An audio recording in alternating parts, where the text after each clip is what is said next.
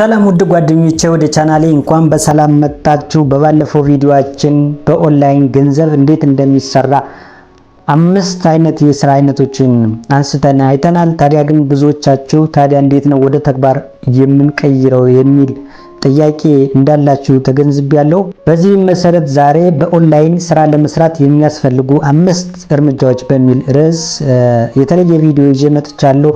ብዙ ጥያቄዎቻችሁን እንደሚመልሱ ተስፋ አድርጋለሁ። ስለዚህ አብራችሁን እስከ መጨረሻው ቆዩ። የመጀመሪያው እርምጃ የሚሆን እንግዲህ አይደንቲፋይ ዮር ስኪል ኦር ኒች የሚለው ነው የሚሆነው። በመጀመሪያ እንግዲህ በኦንላይን ላይ ገንዘብ ለመስራት ስናስብ ምን አይነት ስኪል አለን የሚለው መለየት ይጠበቅብናል ማለት ነው። ስኪላችን ምንድነው? በምን ዙሪያ ላይ ነው የምንሰራው? ኒቻችን ምንድነው የሚለውን መለየት ያስፈልጋል ማለት ነው። እንግዲህ በዚህም መሰረት እንግዲህ የመጽሐፍ ኮፒራይቲንግ ችሎታ ካለን ኮፒራይቲንግ ጽሁፍ፣ ግራፊክ ዲዛይን ችሎታ ካለን ለድርጅቶች ግራፊክ ዲዛይን፣ ሎጎ ዲዛይን በማድረግ ለዩቲዩበሮች ተምብኔል ዲዛይን ማድረግ እንዲሁም ደግሞ ሌሎች ቪዲዮ ኤዲቲንጎችን ለቲክቶከሮች፣ ለዩቲዩበሮች፣ ለሌሎች ሚዲያዎች ቪዲዮ ኤዲት በማድረግ ሊሆን ይችላል። ስለዚህ በየትኛው ኒች ላይ ነው የተሻለ ስኪል ያለኝ የሚለውን መመለስ ያስፈልጋል ማለት ነው። መጀመሪያ ስራ ሲታሰብ ሰው የሚወደውን ስራ ነው መስራት ያለበትና የምንወደውን ስራ ከሰራን ደግሞ ሰክሰስፉል የመሆን እድላችን በዛው ልክ ሰፊ ነውና ስለዚህ በመጀመሪያ ኒቻችን መምረጥ ስኪላችን ማወቅ ያስፈልጋል ማለት ነው። ሌላኛው እንግዲህ ኒቻችን ከመረጥን በኋላ ስኪላችን ይሄን ብሰራ ይሻለኛል የሚለውን ከመረጥን በኋላ ዲቨሎፕ ዮር ስኪል ወደሚለው እንመጣለን። ስኪላችን ማሳደግ አንድ ኤሪያ ላይ የመረጥነው ኤሪያ ላይ ፎከስ በማድረግ ስኪላችን ማሳደግ ያስፈልጋል ማለት ነው። ለምሳሌ ግራፊክ ዲዛይን ከሆነ የመረጥነው በግራፊክ ዲዛይን ላይ፣ በቪዲዮ ኤዲቲንግ ላይ፣ በሎጎ ዲዛይን ላይ ወይም ደግሞ ብቻ እኛ በመረጥነው ኒች ላይ እውቀታችን ማሳደግና ማስፋት ያስፈልጋል ማለት ነው። እንግዲህ ደንበኛ ምን ይፈልጋል፣ ከስተመሮቻችን ምን ይፈልጋሉ፣ ለምንድን ነው የሚከፍሉት የሚለውን በዛው ልክ አብሮ መለየት ያስፈልጋል ማለት ነው።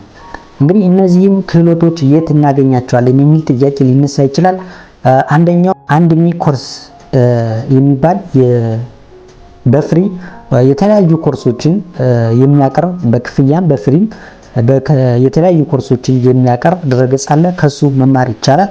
ኮርሴራ የሚባል እንዲሁ በነፃ ኮርሶችን ልናገኝበት የምንችል ፕላትፎርም አለ። ከነሱ መማር ይቻላል። ጎግል ዲጂታል ጋራጅ የሚባል ሌላ እንዲሁ አለ። ሁብስፖት አካዳሚ ላይ መማር ይቻላል። እንዲሁም ዩቲዩብ ቲዩቶሪያል ላይ የተለያዩ ቲዩቶሪያሎችን በመውሰድ መማር እንችላለን ማለት ነው። ሌሎች ደግሞ መጽሐፍ በማንበብ ሎጎዎችን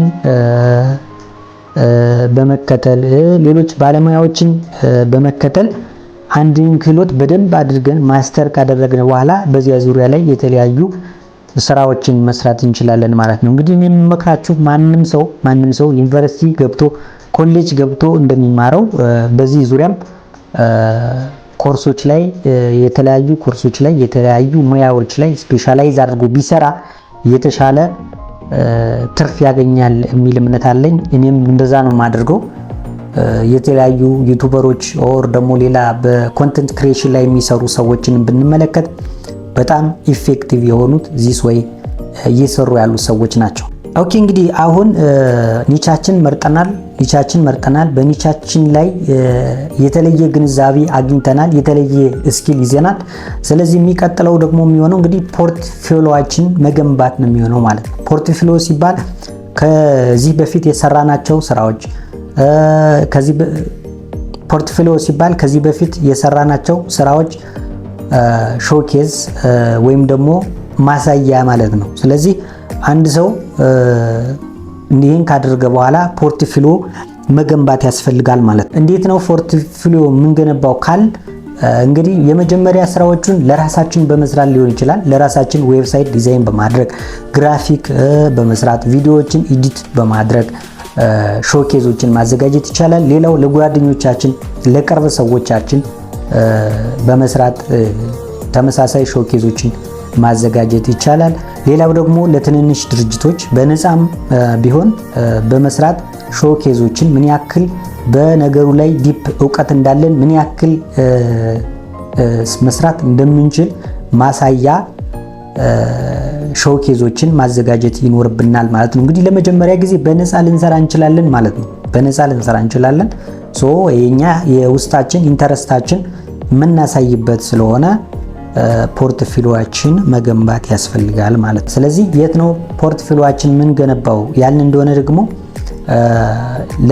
ልክ ፍሪላንስ ዌብሳይቶች ፕላትፎርሞች አሉ እንደ ፌቨረር፣ እንደ አፕወርክ፣ እንደ freelance.com ሊንክድኢንን በመጠቀም ፖርትፎሊዮአችን መገንባት የሰራናቸውን ስራዎች ሾኬዝ ማዘጋጀት ይጠበቅብናል ማለት ልክ ሲቪ እንደማዘጋጀት።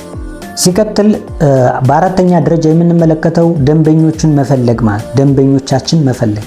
ስለዚህ ፖርትፎሊዮአችን ከገነባን በኋላ ደንበኞቻችን መፈለግ ይኖርብናል ማለት ነው። ያለ ደንበኛ ምንም ስራ ልንሰራ ስለማንችል ደንበኞቻችን መፈለግ የመጀመሪያ ስራችን ማግኘት ይኖርብናል ማለት ነው። ይህም እንግዲህ ቅድም እንደተናገርነው በሊንክድኢን ላይ ሰዎችን በማፈላለግ ከሌሎች ጓደኞቻችን ጋር ኮኔክት በማድረግ ድርጅቶችን በማናገር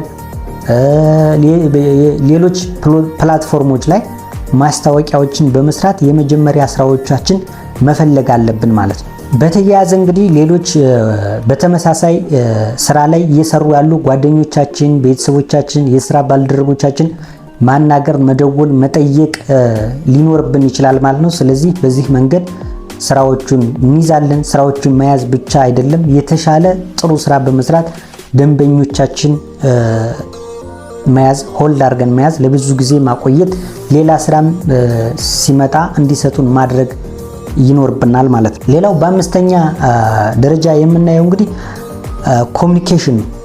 ኮሚኒኬሽን ኤንድ ፕሮፌሽናሊዝም ይላል። ስለዚህ አንድን ስራ በአግባቡ ቴክ አድርጎ ሰርቶ ጨርሶ መስጠት ብቻ ሳይሆን ከደንበኛው ጋር ኮሚኒኬሽን መፍጠር፣ የዲሊንግ ኤክስፒሪየንሳችን ማሳደግ ያስፈልጋል ማለት ነው።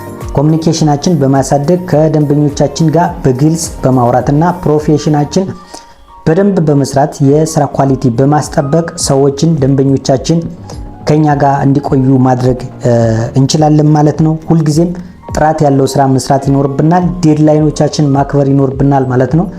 ዴድላይን ካላከበርን ደግሞ መጀመሪያውኑ እንደማይደርስ ማሳወቅ ያስፈልጋል። ስለዚህ ፕሮፌሽን ኤንድ ኮሚኒኬሽን ለኦንላይን ስራ በጣም ትልቅ ሚና አለው ማለት ነው።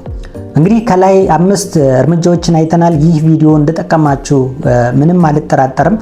እናንተ ደግሞ አሁኑኑ የራሳችሁን ኒች መርጣችሁ የራሳችሁን ስኪል አዳብራችሁ ስራ ለመጀመር መወሰን መቻል አለባችሁ ማለት ነው። እንግዲህ ኦንላይን ስራ ሲታሰብ የትኛውም ስራ ቀላል አይደለም። ሁሌም እንደምናገረው ኢዚ መኒ የሚባል ነገር የለም።